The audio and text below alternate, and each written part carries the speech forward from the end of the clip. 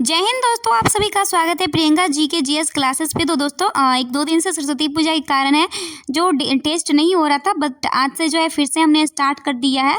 जो पिछले दिनों आप लोगों ने टेस्ट दिया होगा कि डेली रात के 8 बजे जो है लाइव आप लोगों को टेस्ट देना है, और आज पॉलिटी से है तो डीएलएड एंट्रेंस एग्जाम को लेकर ये है। तो ज़रूर आप लोग क्वेश्चन देखिएगा कि आपको कितने सही होते हैं 20 में से। आप ऐसा ही समझिए कि आप टेस्ट दे रहे हैं और वाकई में ये टेस्ट ही हो रहा है आप लोगों के लिए। तो 20 क्वेश्चन का टेस्ट है, लास्ट में बताइएगा कि कितना आंसर आपको आता है। प्रत्येक क्वेश्चन में पढ़ूंगी और प्रत्येक के लिए जो है आप लोगों के पास 5 सेकेंड का टाइम रहेगा। तो चलिए वीडियो के स्टार्ट करते हैं। टाइम रहेगा तो हमारा पहला क्वेश्चन है कि भारतीय संविधान कब लागू हुआ था। तो मुझे नहीं लगता किसी को नहीं पता होगा। ऑप्शन ए है 15 अगस्त 1947, बी 9 दिसंबर 1946, सी 26 नवंबर 1949 या डी 26 जनवरी 1950। तो आप सबके पास 5 सेकेंड का टाइम है, जल्दी से बताइए कि इस क्वेश्चन का आंसर क्या होगा। जल्दी जल्दी से आप लोग कमेंट कीजिए कमेंट बॉक्स में क्या होगा इसका आंसर। भारतीय संविधान कब लागू हुआ था? लागू पूछ रहा है, न कि अपनाया गया था। तो देखिए दोस्तों, लागू हुआ था 26 जनवरी 1950 को और ये बनकर तैयार हो गया था 26 नवंबर 1949 को। तो हमारा क्वेश्चन का आंसर हो जाएगा डी। ओके, दूसरा नंबर क्वेश्चन है हमारा, इसका 4 ऑप्शन देख लेते हैं कि संविधान सभा का अध्यक्ष कौन थे अथवा भारत के प्रथम राष्ट्रपति। संविधान सभा के अस्थायी, तो बहुत ही सिंपल क्वेश्चन है। Doctor Rajendra Prasad, doctor B R. Ambedkar, Jawaharlal Nehru या के.एम. मुंशी। तो आपके पास 5 सेकेंड का टाइम है और सामने 4 ऑप्शन है। तो बताइए जल्दी से इसका आंसर क्या होगा। बाकी क्वेश्चन में ही क्लियर कर दिया है कि जिनको पता है कि भारत के प्रथम राष्ट्रपति कौन थे वो इस क्वेश्चन का भी आंसर दे देंगे। तो दोस्तों, संविधान सभा का जो अध्यक्ष है वो डॉक्टर राजेंद्र प्रसाद थे, वही जो थे भारत के प्रथम जो है वो राष्ट्रपति भी थे। अगला क्वेश्चन है हमारा तीसरा नंबर कि संविधान सभा की प्रथम बैठक कहाँ हुई थी। ऑप्शन ए है बम्बई, बी कोलकाता, सी मद्रास या डी दिल्ली। बताइए दोस्तों क्या आंसर होगा। सभी question very very most important question है दोस्तों, सारे कंपटीशन लेवल के क्वेश्चन है, तो सभी लोग देख सकते हैं। ऐसा नहीं क्लास 11th के लिए, ये सभी लोग देख सकते हैं। रात के रोज़ 8 बजे लाइव टेस्ट होता है, तो सभी जुड़ जाइएगा और चैनल को सब्सक्राइब कर लीजिएगा। तो संविधान सभा की जो प्रथम बैठक 9 दिसंबर 1946 ईस्वी को दिल्ली में हुआ था। कहाँ हुआ था? दिल्ली में हुआ था। अगला क्वेश्चन देखते हैं 4 नंबर कि भारतीय संविधान किस प्रकार का संविधान है।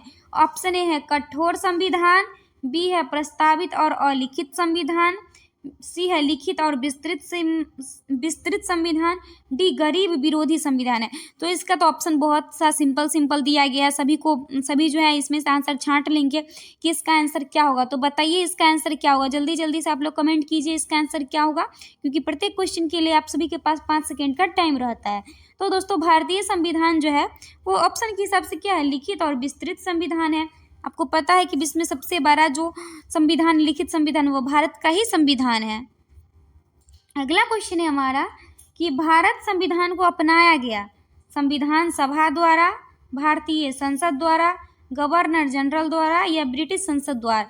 तो बताइए दोस्तों इसका आंसर क्या होगा। Very very most important question. 5 number का आंसर क्या होगा, आप लोग जल्दी जल्दी से कमेंट कीजिए कि भारत संविधान को अपनाया किसके द्वारा अपनाया गया था।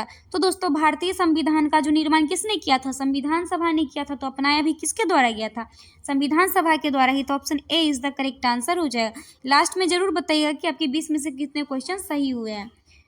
अगला क्वेश्चन है कि मौलिक अधिकारों के संशोधन में कौन सक्षम है, यानी कि मौलिक अधिकारों को कौन संशोधित कर सकता है, लोकसभा, राष्ट्रपति, सर्वोच्च न्यायालय या संसद। बताइए दोस्तों क्या इसका आंसर जाएगा। जल्दी जल्दी से कमेंट कीजिए कि संशोधन का काम कौन करता है। जिनको पता होगा उनका ये आंसर भी जो है वो पता होगा कि क्या इसका आंसर होगा। तो देखिए जी, कोई किसी भी चीज़ में जो संशोधन का काम होता है वो संसद का होता है। किसका काम होता है, संसद का। तो option D is the correct answer हो जाएगा। अगला क्वेश्चन है हमारा कि राज्य के नीति निर्देशक सिद्धांतों को किसने भारत में सामाजिक व आर्थिक लोकतंत्र का घोषणा पत्र कहा। ऑप्शन ए है Acharya J B. Kripalani, option B doctor B R. Ambedkar, option C Jawaharlal Nehru या ऑप्शन डी सरदार पटेल। बताइए दोस्तों इसका क्या आंसर होगा, जल्दी जल्दी से बताइए। राज्य के नीति निर्देशक सिद्धांतों को किसने भारत में सामाजिक व आर्थिक लोकतंत्र की घोषणा पत्र कहा? बताइए इसका आंसर क्या होगा। तो दोस्तों वो बोले थे डॉक्टर BR अम्बेडकर, तो option B is the correct answer हो जाएगा। अगला क्वेश्चन है हमारा कि अधिकारों के बिना कोई स्वतंत्र नहीं होता, यह कथन किसका है? गार्नर का, लास्की का, दुर्गादास बसु का या हॉब्स का? बताइए दोस्तों इसका आंसर क्या होगा। अधिकारों के बिना कोई स्वतंत्र नहीं होता, इसका आंसर क्या होगा, किसने कहा था, ये आपको बताना है। आपके पास 5 सेकेंड है, जल्दी जल्दी से कमेंट कीजिए क्या इसका आंसर होगा। तो दोस्तों अधिकारों के बिना कोई स्वतंत्र नहीं होता, यह कथन लास्की का है। Option B is the correct answer हो जाएगा। अगला क्वेश्चन है हमारा कि सर्वप्रथम किस देश के संविधान में मौलिक अधिकारों का समावेश किया गया था? ऑप्शन ए है ब्रिटेन, बी फ्रांस, सी सोवियत संघ, डी अमेरिका। तो बताइए दोस्तों इसका आंसर क्या होगा, यानी किस देश के संविधान में सबसे पहले जो है मौलिक अधिकारों का समावेश किया गया था? जल्दी से बताइए इसका आंसर क्या होगा। सर्वप्रथम किस देश के संविधान में मौलिक अधिकारों का समावेश किया गया था? बताइए दोस्तों इसका आंसर क्या होगा। सर्वप्रथम किस देश के संविधान में मौलिक अधिकारों का जो है वो समावेश किया गया था? तो हमारे हिसाब से सबसे जो पुराना संविधान है वो अमेरिका का है, और भारत में भी अमेरिका से लिया गया था, तो आई थिंक अमेरिका ही होना चाहिए। Option D is the correct answer. अगला क्वेश्चन है हमारा कि सोवियत संघ संविधान में मौलिक अधिकारों व कर्तव्यों का समावेशन कब किया गया? सोवियत संविधान में मौलिक अधिकारों व कर्तव्यों का समावेशन कब किया गया? ऑप्शन ए है 1935, बी 1936, सी 1937 और डी 1938। तो दोस्तों सोवियत संघ जानते हैं, रूस का जो रूस का पहले का जो स्वरूप था तो वो मतलब टूट गया, 15 देशों में टूट गया। तो जो पहले का रूप था उसको सोवियत संघ बोलते थे, USSR बोलते थे। तो उसमें बोल रहा है कि कब मौलिक अधिकारों को जो है वो समावेश किया गया, ये आपको बताना है। तो वो किया गया 1936 ईस्वी में। और दोस्तों ऊपर वाला जो क्वेश्चन है इसका आंसर आपका हो जाएगा सोवियत संघ, न कि अमेरिका होगा। तो ऑप्शन सी इसको ठीक कर लीजिएगा। अगला क्वेश्चन है हमारा कि भारत के चुनाव आयोग में मुख्य चुनाव आयुक्त सहित कुल कितने सदस्य होते हैं? 3, 5, 7 या 9? बताइए दोस्तों इसका आंसर क्या होगा, फटाफट से कमेंट बॉक्स में आंसर दीजिए कि कितने होते हैं भारत के चुनाव आयोग में मुख्य चुनाव आयुक्त सहित कुल कितने होते हैं। तो भारत में मुख्य चुनाव आयुक्त अभी वर्तमान समय में राजीव कुमार है, और 2 उप जो चुनाव आयुक्त होते हैं 2 ही होते हैं, तो टोटल मिलाकर कितना हो गया? 3। तो option A is the correct answer हो जाएगा।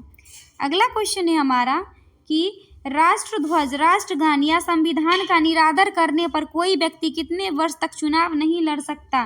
5 वर्ष, 6 वर्ष, 7 वर्ष या 8 वर्ष? तो बताइए दोस्तों इसका आंसर क्या होगा। राष्ट्रध्वज, राष्ट्रगान या संविधान का निरादर करने पर कोई व्यक्ति कितने वर्षों तक चुनाव नहीं लड़ सकता है? तो वो 6 वर्षों तक चुनाव नहीं लड़ सकता। Option B is the correct answer हो जाएगा। अगला क्वेश्चन है हमारा कि किन संवैधानिक संशोधन द्वारा भारत में मताधिकार की आयु 21 वर्ष से घटाकर 18 वर्ष कर दी गई? 61वें संविधान संशोधन, 42वें संविधान संशोधन, 62वें या 93वें संविधान संशोधन? तो जल्दी जल्दी से आप लोग कमेंट करके बताइए कि इसका आंसर क्या होगा इसका आंसर, जल्दी से बताइए। तो दोस्तों राजीव गांधी के जो है शासनकाल में, राजीव गांधी जिस टाइम प्राइम मिनिस्टर थे तो उस टाइम में जो है 1989 ईस्वी में जो है 61वें संविधान संशोधन के द्वारा जो है मतदान की आयु 21 वर्ष से घटाकर 18 वर्ष कर दिया गया था। अगला क्वेश्चन है कि मतदाताओं के लिए तस्वीर सहित पहचान पत्र किस वर्ष से अनिवार्य कर दिया गया? 1993, 1998, 2001 या 2009? तो बताइए दोस्तों इसका आंसर क्या होगा। बहुत ही इंपॉर्टेंट क्वेश्चन है कि मतदाताओं के लिए तस्वीर सहित पहचान पत्र किस वर्ष से अनिवार्य कर दिया गया? जल्दी से बताइए इसका आंसर क्या होगा। तो इसका आंसर हो जाएगा हमारा 1993। Option A is the correct answer. और दोस्तों आप लोग का जो है डिस्क्रिप्शन में व्हाट्सएप चैनल का जो है लिंक और टेलीग्राम चैनल का लिंक दिया गया, तो जरूर से जरूर ज्वाइन कर लीजिएगा। अगला क्वेश्चन है हमारा कि किसने सावधान किया कि यदि चुनावों में भ्रष्टाचार होगा तो क्रांति हो जाएगी? किसने सावधान किया कि यदि चुनावों में भ्रष्टाचार होगा तो क्रांति हो जाएगी? ऑप्शन ए प्लेटो, अरस्तु, आर.जी. गेटर या जे.एस. मिल। बताइए इसका आंसर क्या होगा? प्लेटो, अरस्तु, आर.जी. गेटर या जे.एस. मिल। बताइए दोस्तों इसका आंसर क्या होगा? किसने सावधान किया कि यदि चुनावों में भ्रष्टाचार होगा तो क्रांति हो जाएगी? तो वो क्या था? अरस्तु ने। Option B is the correct answer. Next question है हमारा कि भारत में मनोनयन करने का अधिकार, मनोनयन का मतलब क्या होता है? मनोनीत राष्ट्रपति को है, प्रधानमंत्री को, न्यायाधीश को या चुनाव आयोग को? बताइए जल्दी से इसका आंसर क्या होगा? आप लोगों के पास प्रत्येक क्वेश्चन के लिए 5 सेकेंड का टाइम रहता है, जिसमें मैं आप लोगों को बोलती हूँ कि जल्दी जल्दी से कमेंट कीजिए। ओके, तो बताइए इसका आंसर क्या होगा? भारत में मनोनयन का अधिकार किसको है? तो दोस्तों मनोनयन का मतलब मनोनीत, तो वो राष्ट्रपति करते हैं। राज्यसभा में 12 करते हैं और लोकसभा में 2 पहले करते थे, अब नहीं है। अगला क्वेश्चन है हमारा 17 नंबर, राज्य के शासन में केंद्र का प्रतिनिधित्व किसे कहा गया है? राज्यों के शासन में किसे केंद्र का अभिकर्ता या प्रतिनिधि साथ अथवा कहा जाता है? राज्य के शासन में केंद्र का प्रतिनिधि किसे माना गया है? मुख्यमंत्री को, राज्यपाल को, विधानसभा का या उच्च न्यायालय को? बताइए इसका आंसर क्या होगा? बहुत ही अच्छा क्वेश्चन है, बहुत अच्छा क्वेश्चन, सारे क्वेश्चन ही बहुत अच्छे हैं। 20 क्वेश्चन है, मोस्ट इंपोर्टेंट क्वेश्चन है, तो सारे क्वेश्चन आप लोग करिए और लास्ट में बताइएगा कितने सही हुए।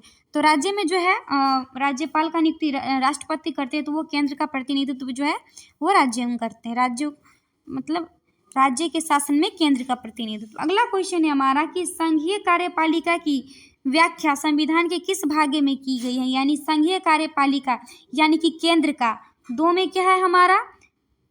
3 या भाग 4 या भाग 5? तो ये तो टेस्ट है, तो आंसर डायरेक्ट हम नहीं बता सकते, तो बताइए इसका आंसर क्या होगा?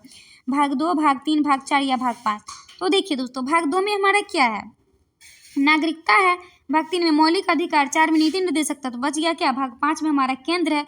अनुच्छेद कितना है? 52 से 151। अगला क्वेश्चन है हमारा 19 नंबर कि भारतीय संविधान के अनुसार देश का प्रथम नागरिक कौन होता है? लोकसभा अध्यक्ष, राष्ट्रपति, उपराष्ट्रपति या प्रधानमंत्री? तो बहुत इजी क्वेश्चन है, बताइए। और सारे क्वेश्चन तो इम्पोर्टेंट है ही, मैं कितनी बार बोलूँगी कि सारे क्वेश्चन इम्पोर्टेंट हैं। तो बताइए दोस्तों इसका आंसर क्या होगा? भारतीय संविधान के अनुसार देश का प्रथम नागरिक कौन होता है? तो भारतीय संविधान के अनुसार देश का प्रथम नागरिक राष्ट्रपति होते हैं और option B is the correct answer हो जाएगा।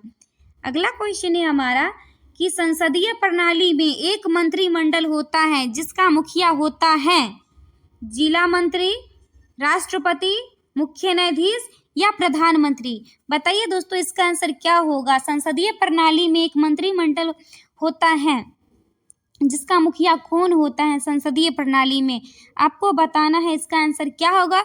और ये हमारे वीडियो का लास्ट और आखिरी क्वेश्चन है, तो बताइए इसका आंसर क्या होता है? संसदीय प्रणाली में मंत्रिमंडल का मुखिया जो होते वो हमारे प्रधानमंत्री होते, तो option D is the correct answer हो जाएगा। तो दोस्तों यही था 20 क्वेश्चन का टेस्ट। आप लोगों के कितने नंबर आए कमेंट में ज़रूर बताइएगा और thanks for watching the full video.